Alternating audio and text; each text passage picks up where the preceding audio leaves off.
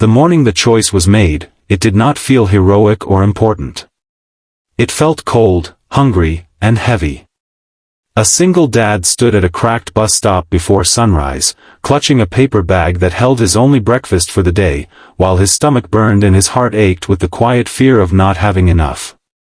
Across from him stood a woman whose eyes carried a deeper kind of hunger, the kind that came from being forgotten. In that ordinary, painful moment, a small act of kindness was born, unaware that it would echo weeks later through courtrooms, lawyers, and a life that was about to be rewritten. Before the story goes any further, if you believe that kindness still matters, that second chances can change lives, and that even the smallest good deed can return in unexpected ways, please take a moment to like this video, comment your thoughts, share it with someone who needs hope, and subscribe to the channel Bright Hearts. Your support helps stories like this reach people who need them most. The man's name was Daniel, and his life had slowly narrowed into a routine of survival. Ever since his wife passed away 2 years earlier, the world felt quieter and heavier, as if sound itself had lost meaning. Every morning began before the sun, not because he wanted it to, but because life demanded it. He worked a low-paying maintenance job across town, the kind that offered just enough hours to keep eviction at bay but never enough to breathe. His son, Liam, was 7 years old, bright-eyed, and carried a smile that hid how often he noticed the empty spaces in their lives. Daniel made sure Liam ate first, always. That was non-negotiable. Whatever was left, if anything, was for him. That particular morning had been harsher than usual. The winter air sliced through Daniel's thin jacket as he waited for the bus, fingers numb, thoughts spiraling. His breakfast was simple, 2 slices of bread and a boiled egg wrapped carefully in paper. It was all he had until evening. As he shifted his weight, he noticed the woman nearby. She looked worn down by life, her coat frayed, her hair tucked under a scarf that had seen better days. Her hands trembled slightly, not just from the cold but from exhaustion that came from sleeping outdoors or in places that never felt safe. She kept glancing at the bus schedule, then down at the ground, as if hoping hunger would disappear if ignored. Daniel tried to look away.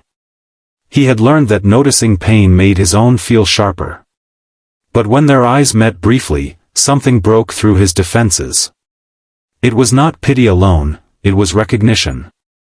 He saw in her the same quiet desperation he carried daily, the same unspoken prayer that today would not be worse than yesterday.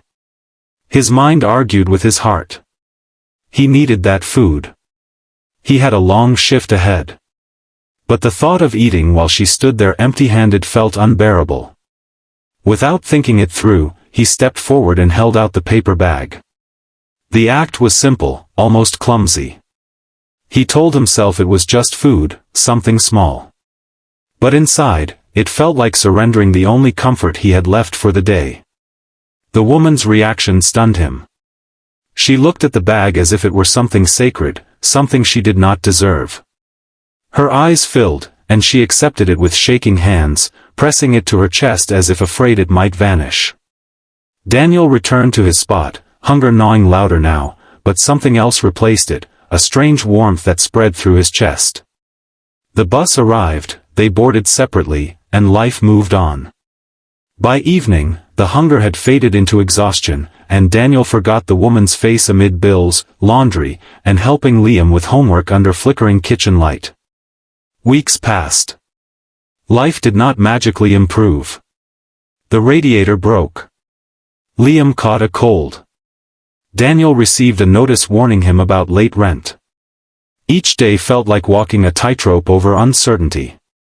Still, that morning lingered faintly in his memory, not as a triumph, but as a reminder that even when he had nothing, he could still give something.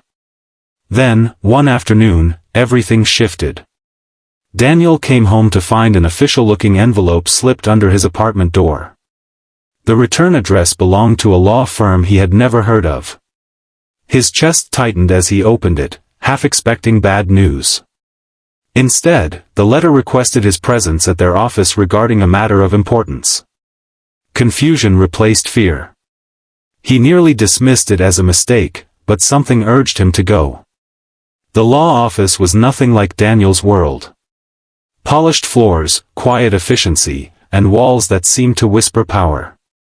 He sat awkwardly in the waiting area, feeling out of place in his worn shoes. When he was finally called in, he braced himself for embarrassment or dismissal. What he received instead was disbelief.